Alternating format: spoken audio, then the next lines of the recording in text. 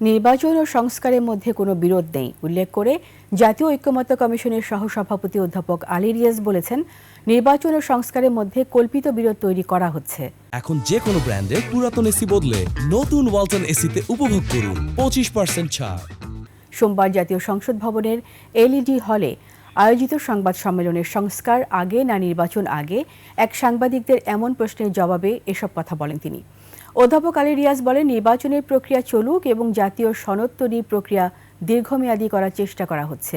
ভবিষ্যতে যাতে রাজনৈতিক কাঠামোটা এমনভাবে করা হয় যার মধ্যে স্বৈরাচারী ব্যবস্থা পুনরায় উত্থিত না হতে পারে।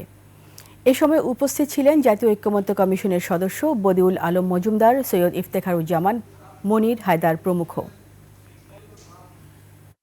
নির্বাচন এবং সংস্কারের মধ্যে কোনো বিরোধ নেই। এটা বিরোধটা আসলে এক ধরনের কল্পিত বিরোধ তৈরি করার চেষ্টা করা হচ্ছে। এটার মধ্যে কোনো বিরোধ নেই। নির্বাচনের প্রক্রিয়া একরকম এবং এই যে জাতীয় সনদ তৈরির চেষ্টা, সেটা দীর্ঘমেয়াদের লক্ষ্যেই কিন্তু করা হচ্ছে, যে ভবিষ্যতে যাতে রাজনৈতিক কাঠামোটা এমনভাবে হয় যার মধ্যে স্বৈরাচারী ব্যবস্থা পুনরায় উত্থিত না পারে এবং নাগরিকের অধিকারগুলো যেন সুরক্ষিত।